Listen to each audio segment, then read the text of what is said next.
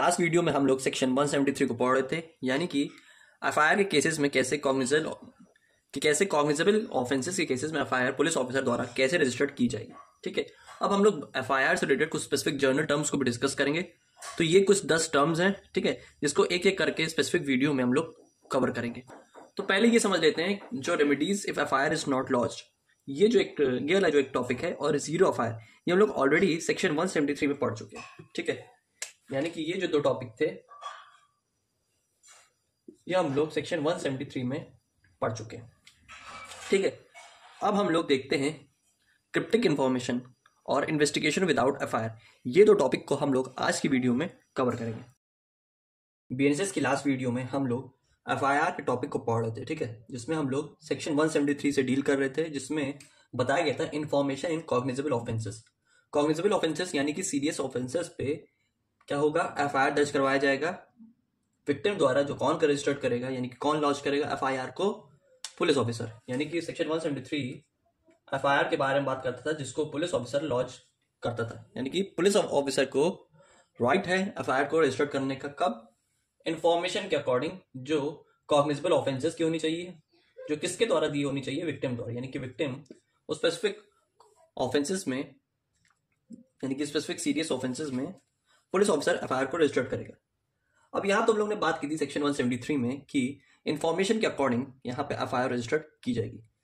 लेकिन यहां पे मान लीजिए अगर इंफॉर्मेशन आधी अधूरी है, ठीक है, इनकम्प्लीट इंफॉर्मेशन है, तो तब कैसे एफआईआर को रजिस्टर्ड किया जाएगा?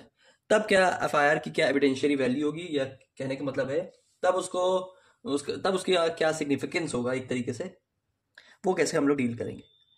तो आधी अधूरी इंफॉर्मेशन को हम लोग क्रिप्टिक इंफॉर्मेशन बोलते हैं। ठीक है, क्रिप्टिक इंफॉर्मेशन को हम लोग बोलते हैं इनकम्प्लीट इंफॉर्मेशन। ठीक है, वो इंफॉर्मेशन जो आधी अधूरी है, जिसके बारे में कोई स्पेसिफिक हमें पूरी तरीके से नॉलेज नहीं है, यानी कि जो नॉट इन डिटेल है। ठीक है, जो नॉट इन डिटेल है यानी कि इनकम्प्लीट है। ऐसी सिचुएशन में पुलिस ऑफिसर क्या करेगा? ठीक है, तो हम लोग क्रिप्टिक इंफॉर्मेशन के बारे में पढ़ लेते हैं और इसको समझते हैं पहले कि क्या है क्रिप्टिक इंफॉर्मेशन। वही ए बी के एग्जाम्पल से हम लोग समझते हैं। एग्जाम्पल लेते हैं, जैसे ए ने बी का मर्डर किया है।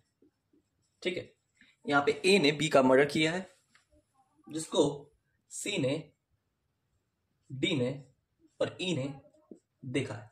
एक मान लीजिए यहां पे से 500 मीटर की दूरी में, एक 600 मीटर की दूरी में, एक 700 मीटर की दूरी में, यानी कि मान लीजिए पब्लिक एरिया में मर्डर हुआ है, और जिसमें ये 3 लोग उस स्पेसिफिक मर्डर को देखते हैं। ठीक है, लेकिन जब यहां पे पुलिस ऑफिसर पहुंचता है तो यहां पे देखिए ए तो मर्डर करके भाग चुका, बी की यहां पे डेड बॉडी रखी है। ठीक है, जब पुलिस ऑफिसर उस क्राइम स्पॉट पे पहुंचता है तो देखता है बी का तो मर्डर हो गया है और ए यहां पे एब्सकॉन्ड हो गया। ठीक है, ए यहां पे उस क्राइम सीन से भाग गया। अब यहां पे बचे 3 लोग सी डी ई, इनका क्या किया जाए?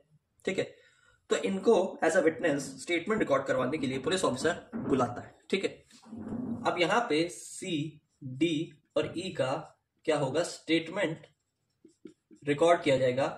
किसके द्वारा? पुलिस ऑफिसर के द्वारा। सी डी ई कौन है? यहां पे हमारे विटनेस हो गए।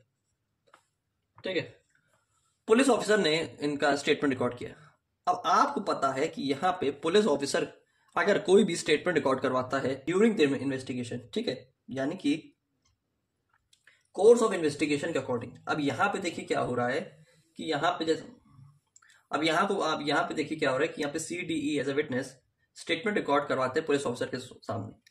अब सी डी ई जब police officer C D E से पूछता है तो सी डी ई बोलते हैं कि हमने उस स्पेसिफिक मर्डर को ठीक से नहीं देखा, क्योंकि वहां पे वो क्लियरली विजिबल नहीं था। विटनेस बोलते हैं कि मर्डर वहां पे क्लियरली विजिबल नहीं था, हम नहीं पता लगा सकते, या हमें नहीं इस बात की जानकारी है कि ए नहीं इसको मारा है या क्या हुआ। ठीक है, अब यहां पे जो क्लियरली विजिबल नहीं है, ठीक है, नॉट क्लियरली विजिबल का वाला जो स्टेटमेंट है यहां पे, इसी को यहां पे बोलते हैं हम इनकम्प्लीट इंफॉर्मेशन। क्या बोलते हैं इसको हम लोग? इनकम्प्लीट इंफॉर्मेशन, क्योंकि हम यहां पे आधी अधूरी जानकारी दे रहे हैं पुलिस ऑफिसर को। अब पुलिस ऑफिसर को आधी अधूरी जानकारी का क्या काम है? उसको तो भैया डिटेल इन्फॉर्मेशन चाहिए ना, तभी तो एफआईआर को लॉन्च करेगा। हम लोग आधी अधूरी यहाँ पे अगर जानकारी के अकॉर्डिंग एफआईआर दर्ज करवा दें, फिर बाद में कोई नया स्टेटमेंट आया, अब आपको पता है कि कोई बाद में नया स्टेटमेंट आया, यानी कि during the course of investigation कुछ नए फैक्ट्स के बारे में जानकारी मिली या कुछ नए स्टेटमेंट को रिकॉर्ड करवाया गया, ठीक है, यानी कि एफआईआर रजिस्टर्ड हो गई है। यहाँ पे CDE अगर इनकम्प्लीट इंफॉर्मेशन में एफआईआर दर्ज करवा देते हैं और पुलिस एफआईआर लॉन्च कर देता है, ठीक है, फिर बाद में CDE के बाद यहाँ पे F से कुछ नई जानकारी मिलती है। कब? इन्वेस्टिगेशन टाइम, यानी कि यहाँ पे इन्वेस्टिगेशन चल रहा था और इन्वेस्टिगेशन के टाइम पीरियड में यहाँ पे F न्यू विटनेस ऐड होके आता है। यहाँ पे नया विटनेस यहाँ पे आता है जिसमें यहाँ पे उसने इन्वेस्टिगेशन किया था, यानी कि इन्वेस्टिगेशन के टाइम F नया यहाँ पे न्यू विटनेस आ गया। लेकिन अब यहाँ पे एफआईआर तो ऑलरेडी दर्ज हो गई है, तो अगर यहाँ पे क्या हम नए विटनेस का स्टेटमेंट ले भी लेते हैं तो क्या वो एडमिसिबल माना जाएगा? क्या वो एप्रोप्रिएट है? क्या उसको इस्तेमाल कर सकते ट्रायल में? देखिए, ऐसे न्यू विटनेस के स्टेटमेंट का ट्रायल में यूज नहीं है, नो यूज इन ट्रायल। ऐसे स्टेटमेंट का वहां पे ट्रायल में यूज नहीं है। और ये स्टेटमेंट को कौन रोकता है? हमारा सेक्शन 181 का BNS, ठीक है, हमारा 181 का BNSS इसको रोकता है, जो हमारा पहले हुआ करता था सेक्शन 162 CRPC 162 में हमारे ऐसे स्टेटमेंट को रिकॉर्ड नहीं किया जाता था जो पुलिस ऑफिसर के सामने दिए जाते थे, ठीक है, क्योंकि यहाँ पे अगर वो कोई कन्फेशन भी देते हैं, मान लो कल को पुलिस वाला एफ से थोड़ी सख्ती करके, ठीक है, उससे बयान दिलवा ले, ठीक है, लेकिन कल को यहाँ पे मान लो कि ऐसे कुछ सिचुएशन क्रिएट हो जाए और वो बयान दे दे, तो ऐसे तो फिर गलत आदमी फंस सकता है, गलत आदमी जेल जा सकता है ना, रॉन्ग पर्सन को के ऊपर यहाँ पे चार्जेस फ्रेम हो जाएंगे। तो ऐसा ना हो, इससे बचने के लिए यहाँ पे CRPC 162 यानी कि BNSS 181 हमें इससे हेल्प करता है और यह भी बताता है कि अगर हम इन्वेस्टिगेशन के टाइम पुलिस ऑफिसर कोई भी स्टेटमेंट को रिकॉर्ड करता है तो उसकी एविडेंशियरी वैल्यू 0 है, वो मान्य नहीं है, वो नहीं यूज कर सकते। और ऐसी सिचुएशन में फिर पुलिस ऑफिसर के पास चांस नहीं रहता, क्योंकि एफआईआर हमने ऑलरेडी ही किससे लॉन्च करवा दी है? क्रिप्टिक इंफॉर्मेशन में, ठीक है। यहां पे एफआईआर को हम लोग ने क्रिप्टिक इंफॉर्मेशन में, ठीक है, क्रिप्टिक इंफॉर्मेशन में ऑलरेडी रजिस्टर्ड करवा दी है। अब बाद में न्यू स्टेटमेंट के बेसिस पे अगर हम फिर से एफआईआर रजिस्टर्ड करवाएंगे तो वो एफआईआर रजिस्टर्ड नहीं होगी। और जाहिर सी बात है कि यहाँ पे नया स्टेटमेंट आया है, अब यहाँ पे इन्वेस्टिगेशन का टाइम पीरियड चल रहा है, और जब इन्वेस्टिगेशन का टाइम पीरियड चलेगा नए फैक्ट को हम लोग उसमें ऐड करेंगे तो वो प्रॉब्लम क्रिएट करेगा, वो वहां पे नहीं यूज होगा, उसका ना कोरोबोरेशन है ना कॉन्ट्रडिक्शन है। अभी कोरोबोरेशन और कॉन्ट्रडिक्शन क्या हुआ? कोरोबोरेशन और कॉन्ट्रडिक्शन का मतलब हुआ है, देखिए, ऐसे एफआईआर का ना तो कोरोबोरेशन होगा ना ही वो कॉन्ट्रडिक्ट होगा, यानी कॉन्ट्रडिक्शन होगा। कोरोबोरेशन का सिंपली मतलब हुआ कि ना वो कोई फैक्ट्स के सपोर्ट में आएगी, यानी कि उसको हम किसी फैक्ट से सपोर्ट में भी नहीं कर सकते, और ना ही उसको अपोजिट फैक्ट्स के बेसिस में ना ही यूज कर सकते, ठीक है, यानी कि ना वो सपोर्ट होगा उस फैक्ट्स का किसी दूसरे स्पेसिफिक सिचुएशन में, जैसे कि उसको मैच कराना हो तो हम चलिए इस फैक्ट्स को उससे मैच करवाने, तो ऐसे इंफॉर्मेशन का कोई रोल ही नहीं है। और हमारा सेक्शन 181 ऑलरेडी रोक रहा है कि इन्वेस्टिगेशन से पहले जो करना है कर लो। तभी इन्वेस्टिगेशन के टाइम क्या होता है, जब एफआईआर लिखते हैं तो एफआईआर डायरेक्टली पुलिस ऑफिसर नहीं लिखती है, ठीक है, वो पहले क्राइम स्पॉट पे जाके सारी जांच पड़ताल करती है, सारे विटनेस को बुलाती है, सारे एविडेंस को कलेक्ट करती है, तभी फिर एफआईआर को रजिस्टर्ड किया जाता है, ठीक है। अगर हम लोग थोड़ी बहुत ही जानकारी में या आधी अधूरी जानकारी जैसे कि क्रिप्टिक इन्फॉर्मेशन में हम एफआईआर को रजिस्टर्ड कर दें, फिर बाद में कुछ नया फैक्ट्स के बारे में हमें जानकारी मिले तो उसको, और उसमें मान लीजिए विटनेस कुछ नई बात का कुछ नया लिंक दे रहा है हमें, या कुछ न्यू लीड मिल रही है पुलिस ऑफिसर को, तो वो उस न्यू लीड का कोई यूज ही नहीं है, चाहे आप उसको 10 बार उसको स्टेटमेंट को रिकॉर्ड करवा लें, क्योंकि वो यूज ही में नहीं आ सकते, सेक्शन 181 आपको ऑलरेडी रोक रहा है। तो ऐसी सिचुएशन में हमेशा डिटेल्ड स्टेटमेंट में ही एफआईआर रजिस्टर्ड होती है, क्योंकि यहाँ पे लिखा हुआ है section 173 information in cognizable offences. अब यहाँ पे सेक्शन 173 में तो लिख दिया गया इन्फॉर्मेशन इन कॉग्निजेबल ऑफेंसेस, लेकिन कैसी इन्फॉर्मेशन होनी चाहिए इसके बारे में भी आपका जानना जरूरी है। तो क्रिप्टिक इन्फॉर्मेशन वो नहीं होनी चाहिए, क्योंकि क्रिप्टिक इन्फॉर्मेशन को हमारा सेक्शन 181 रोकता है। और इनकम्प्लीट इन्फॉर्मेशन में हम अगर एफआईआर रजिस्टर करवा देंगे तो बाद में हमें नए स्टेटमेंट ऐड करते वक्त प्रॉब्लम होगी, ठीक है, फिर हमें कोई चांस नहीं मिलेगा।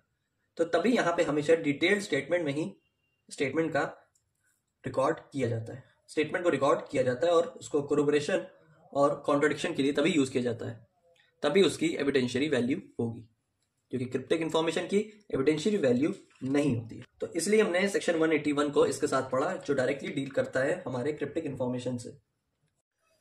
अब हम लोग देखते हैं कि क्या इन्वेस्टिगेशन के बिना भी एफआईआर को रजिस्टर्ड किया जा सकता है, यानी कि इन्वेस्टिगेशन विदाउट एफआईआर, क्या बिना इन्वेस्टिगेशन के भी एफआईआर रजिस्टर्ड की जा सकती है? देखिए, इसका सीधा सा जवाब है नो, ठीक है। बिना इन्वेस्टिगेशन के यानी कि बिना एफआईआर के, यानी बिना एफआईआर के हम लोग इन्वेस्टिगेशन में बढ़ ही नहीं सकते। जब तक ये नहीं होगा तब तक ये भी नहीं होगा।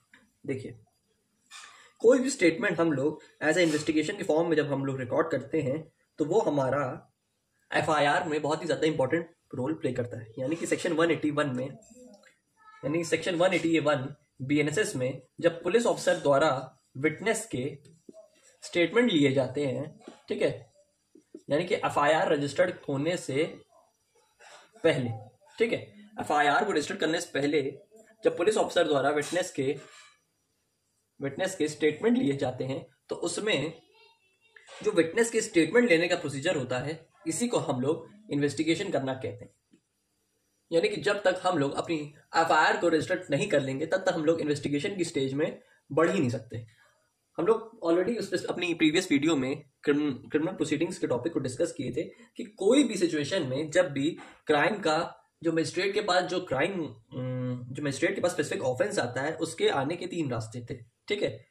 जो मजिस्ट्रेट के पास जो सोर्स होती थी स्पेसिफिक ऑफेंस के बारे में आने की, ठीक है, वो 3 तरीके से हुआ करती थी। एक एफआईआर के थ्रू, एक कंप्लेंट के थ्रू और एक सुओ मोटो के मैटर्स में, जिसमें थर्ड पार्टी उस स्पेसिफिक सिचुएशन में कंप्लेन मजिस्ट्रेट के पास देता था।